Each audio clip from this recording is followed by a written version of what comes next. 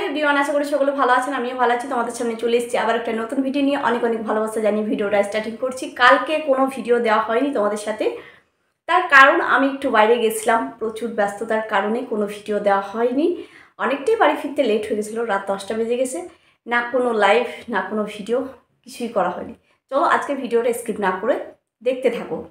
সত্যি একটা দুঃখজনক ব্যাপার, সত্যি খারাপ লাগা একটা ব্যাপার। একজন মা, এক সন্তানের মা তার ছেলেকে পাঠিয়ে দিচ্ছে হস্টেলে। মা বসবে বিয়ের পিঁড়িতে, নিজের নতুন জীবন শুরু করতে, আর সন্তানের ভবিষ্যৎ তৈরি করতে পাঠিয়ে দিচ্ছে কোথায় না হস্টেলে। এই যে মা বলে একটা নারীর টান, এই নারীর টান তো বলে কিছু নেই এর, কিন্তু একজন বাবার কাছ থেকে নিজের সন্তানকে ছিনিয়ে নেওয়া হচ্ছে না, সেই নিয়ে তোমাদের সাথে কিছু কথা বলবো। চলো। আজকে সন্দীপ দাও জানিয়েছে যে তার একজন যদি খুশি থাকতে পারে, কেন আমি খুশি থাকতে পারবো না। এবার কিন্তু ভালো থাকার একটা ডিসিশন নিয়েছে। অবশ্যই এটাও জানালো যে কি ডিসিশন নিয়েছি না নিয়েছি কালকের ব্লগে তোমরা দেখতে পাবে, জানতে পারবে। ঠিক কালকের ব্লগে তোমাদেরকে চোখ রাখতে হবে মাই ভিলেজ লাইফ সন্দীপে, সেখানে কিন্তু জানতে পারবে কি ডিসিশন নিতে চলেছে। এক মা উঠে পড়ে লেগেছে নিজের সন্তানকে দূরে সরানোর জন্য, ঠাম্মি দাদার কাছ থেকে বাবার কাছ থেকে একদম দূরে সরানোর জন্য উঠে পড়ে লেগেছে। কিন্তু এই মায়ের ভালোবাসা বলতে তো কিছু নেই। মা তো নিজের নিজের সংসার, নিজের জীবন শুরু করবে, সেই হিসাবে নিজের সন্তানকে একদম দূরে সরিয়ে দিচ্ছে। তাই কি হস্টেলে পাঠিয়ে দিলে কি ছেলের ভবিষ্যৎ, ছেলের জীবন তৈরি হয়ে যায়? এটাই কি বলো, তোমরাই বলো। একটা ছেলেকে ভালোভাবে মানুষ করতে গেলে তার বাবা মার কাছে থেকেও কিন্তু সে ভালো একটা ছেলে তৈরি হতে পারে, ভালো পড়াশোনা করতে পারে, তাই না? বুঝলাম মায়ের ভালোবাসা, মায়ের টান কিছু নেই, কিন্তু তার তো বাবা আছে। বাবার হককে কে মারতে পারে, তাই না? তার ঠাম্মি রয়েছে, দাদু আছে, বাবা আছে। তারা থাকতে জানতাম যে বাবা মা কেউ নেই, তাও ঠিক আছে হস্টেলে পাঠিয়ে দিচ্ছে, তাই না? কিন্তু এখানে আইন কি করবে জানি না। আইনের জায়গায়, তাই না? আমরা তো আইনকে কেড়ে নিতে পারি না। আইন বলবে আইনের কথা। এই যে ঠাম্মি দাদু আছে, বাবা আছে, আইন কি তাও কেড়ে নিতে পারবে? তার নিজের বাবা আছে, নিজের বাবা নিজের কাছে রাখতে চাই, আইন কি পারবে যে না হস্টেলেই পাঠিয়ে দেওয়া হোক বাবা মার কাছ থেকে, এই দাদুর কাছ থেকে, ঠাম্মির কাছ থেকে, বাবার কাছ থেকে ছিনিয়ে? এটা মনে হয় পারবে না। কেননা মায়ের তো কোনো ভালোবাসা বলতে নেই, মা বাদই দিলাম, কিন্তু বাবা তো আছে, তাই না? বাবা তো নিজের ছেলেকে নিয়ে বাঁচতে চাই, নিজের কাছে রাখতে চাই, তাই না?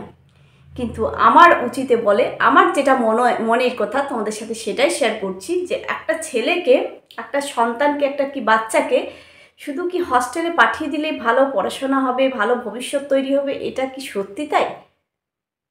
একটা বাচ্চা ঘরের থেকেও কিন্তু ভালোভাবে পড়াশোনা করতে পারবে, তার ভালো ভবিষ্যৎ তৈরি করতে পারবে যদি সন্তান, ছেলে যদি ভালো হয়, সে ঘরে থেকেও সেটা কিন্তু করতে পারবে। শুধু হস্টেলে পাঠিয়ে দিয়ে, দূরে সরিয়ে দিয়ে যে এটা হবে, কিন্তু এটা কিন্তু নয়, সেটাই বলবো।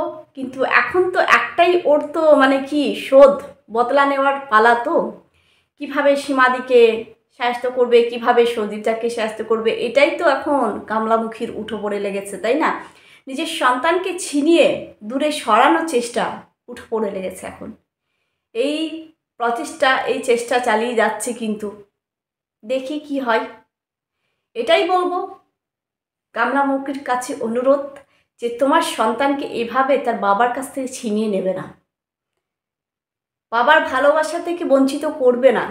কেননা যে মায়ের ভালোবাসা পায়নি, মায়ের ভালোবাসা থেকে বঞ্চিত হয়ে গেছে, মা থাকতেও মা না থাকা, মা হারা হয়ে গেছে। যে মা আছে তার মা, সে সন্তানের প্রতি মায়ের কোনো ভালোবাসা, কোনো ফিল, কোনো মায়া দয়া কিচ্ছু নেই। নারীর টান তো দূরের কথা, তাই না? অনেক দূরের কথা নারীর টান। একটা সন্তানকে ছেড়ে কিভাবে মাসের পর মাস 5-6 মাস হয়ে গেল কিভাবে থাকতে পারে? একটাই শুধু বদলা নিতে চাইছে, এখন চাইছে সীমাদি এবং দীপ্তাদা ভাইকে আর নিজের সন্তানকে দূরে সরিয়ে একটাই চেষ্টা চালিয়ে যাচ্ছে যে হস্টেলে রেখে তাকে বড় করা হবে, পড়াশোনা সব কিছুই হবে, কারো কাছেই থাকবে না, না মায়ের কাছে না বাবার কাছে। কথার কথা, বাবা বেঁচে আছে, বাবা কিন্তু মরে যায়নি যে হস্টেলে পাঠিয়ে দেবে। বাবা যদি নিজে রাখতে চায় অবশ্যই থাকবে বাবার কাছেই কিষাণু। আর কালকে অবশ্যই তোমরা জানতে পারবে কি খবর, কি ডিসিশন নিয়েছে সন্দীপদা, তোমরা কিন্তু জানতে পারবে সন্দীপদার ভিডিওতে। এই যে গামলামুখী এখন বিয়ের জন্য উঠে পড়ে লেগেছে, 2 দিন পরে শুভ দৃষ্টি হবে, তাই না? তাই তো করছে এখন শর্টস, সেটাই কিন্তু হবে, সেটাই বাস্তব। এতদিন লুকিয়ে লুকিয়ে করেছে, এখন সবাইকে দেখিয়ে অনুষ্ঠান করে হবে, তাই তো? তাই জন্য এখন গান, শর্টস, ছেলেকে সরিয়ে দেবে, এখন নিজের সংসার গোছাবে, নিজের সংসার সাজাবে ফকলুর সাথে। এই হলো নারীর টান, এই হলো কৃষাণুর মা। সত্যি সত্যি ভাগ্যটা খারাপ কৃষাণুর, তাই জন্য এইরকম একটা মায়ের গর্ভে কিন্তু জন্ম হয়েছে কৃষাণুর। সত্যি খারাপ, তার কি বলবো, সত্যি খুবই খারাপ লাগে কৃষাণুকে দেখলে, কিন্তু যথেষ্ট ভালো আছে ঠাম্মি দাদুর কাছে, বাবার কাছে, সে সব দিক দিয়েই ভালো আছে, ভালোবাসা পাচ্ছে, সব দিক দিয়েই ভালো আছে। সন্তানকে বড় করতে হলেও সন্তানকে শাসনও করতে হবে, মার চট দিতেও হবে, তাই না? শুধু ভালো বেশি বেশি বাদর করে তুললে হবে না, কিন্তু সন্তানকে ভালোবাসতেও হবে, যেরকম সেরকম শাসন করতে হবে, বকতে হবে, মারতে হবে, তবেই কিন্তু একটা ভালো সন্তান তৈরি হবে। না হলে কিন্তু আদর খেয়ে খেয়ে বাদর হয়ে যাবে। অবশ্যই এটা কথার কথা, এটা একদম বাস্তব। বেশি আদর দিলেই কিন্তু বাদর হয়ে যায় বাচ্চারা। সেই রকম যদি একটু সন্তানকে বকে, একটু মার চড় দেয় বাবা, এটা যদি নিজের মা দিত না, কিচ্ছু কথা আসতো না, কিচ্ছু হতো না, শুধু দিয়ে দিচ্ছে ঠাম্মি দাদু বাবা, তবে কিন্তু অনেক কথা হয়ে যাচ্ছে, অনেক কথা হয়ে যাচ্ছে। কিন্তু কালকে সবাই চোখ রেখো সন্দীপদার চ্যানেলের দিকে। কি আমার তো এখন থেকেই ভাবছি কি হতে চলেছে, সেটাই শুনেই কেমন লাগছে, এখন টেনশন আছে একটু। কৃষাণু সত্যি দেখলে খারাপ লাগে, একটা মায়ের ডাক শুনতে পাচ্ছে না, বলতে পারছে না, মায়ের ভালোবাসা পাচ্ছে না। যতই বাবা থাক না কেন, মায়ের ভালোবাসাটা কিন্তু অন্যরকম। আমাদের বাবাকে কিন্তু আমরা কম পেয়ে থাকি, তাই না? বাবারা হয়ে কাজের সূত্রে বাইরে থাকে, সময় কিন্তু তাদের বেশিরভাগ বাইরেই কাটায়, কিন্তু আমরা মাকে কাছে পাই, মায়ের ভালোবাসাটাই বেশি পাই, তাই না? কিন্তু বাবারও ভালোবাসা সমান, কিন্তু বাবাকে একটু আমরা কম কাছে পাই, সেটাই খুবই খারাপ লাগছে। এখন নতুন করে জীবন শুরু করবে ফকলুর সাথে, বিয়ের পিড়িতে বসতে চলেছে, তাই জন্য ছেলেকে উঠে পড়ে লেগেছে, একদম হাঁটিয়ে দেব। আর কিভাবে এই সীমাদিকে আর এই আমাদের দীপদাদা ভাইকে বদলা নেবে, শোধ নেবে, সেই এখন চেষ্টা চালিয়ে যাচ্ছি আমাদের এই গামলামুখী। এই হলো বন্ধুরা ব্যাপার। তোমরা অবশ্যই ভিডিওটা দেখবে স্কিপ না করে, আর লাইক কমেন্ট করবে, তোমাদের মতামত অবশ্যই জানাবে। আজকে দেখো আরশ দাদা ভাই যে চ্যানেলটা 3-3টে স্ট্রাইক পড়ে গেছিলো, ওই নিয়ে সত্যি খুবই স্ট্রাইকের কথা শুনলে যেন ধূপ করে উঠে, বুকটা কেঁপে উঠে। যেটা আমার সাথে হয়ে গেছে সেটাই বারবার বলতে থাকি আমি ভিডিওতে, হয়ে গেছে সেটাই মনে হয়। হ্যাঁ সত্যি খারাপ লাগে, কিন্তু আজকে দেখো একটা মানুষ যদি সঠিক থাকে না, উপরওয়ালা ঠিক বাঁচিয়ে দেবে, সেই রকম কিন্তু আজকে দেখো ফেক স্ট্রাইক দিয়েছে, কিন্তু তারই চ্যানেল থাকে না সেটাই কিন্তু শুনতে হয়, তাই না? কিন্তু আরশ দাদা ভাই বুঝিয়ে দিল, কিন্তু ও সঠিক পথে আছে, ভুল পথে হাঁটেনি।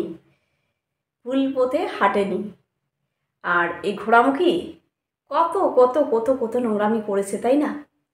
কত মানুষকে ঠকিয়ে, মানুষকে কাঁদিয়ে, মানুষকে অসম্মান করে কত ভিডিও করেছে।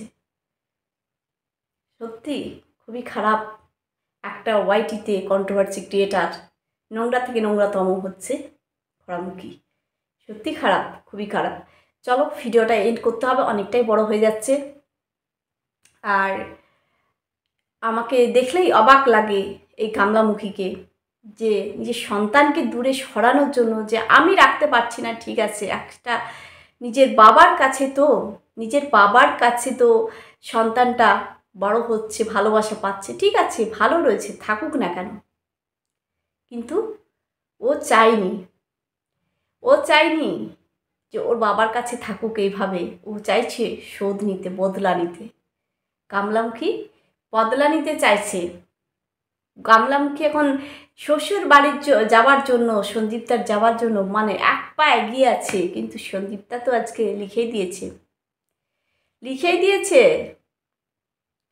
কোনো দিনও সে মেনে নেবে না, ওই রকম মেয়েকে সে মানবে না।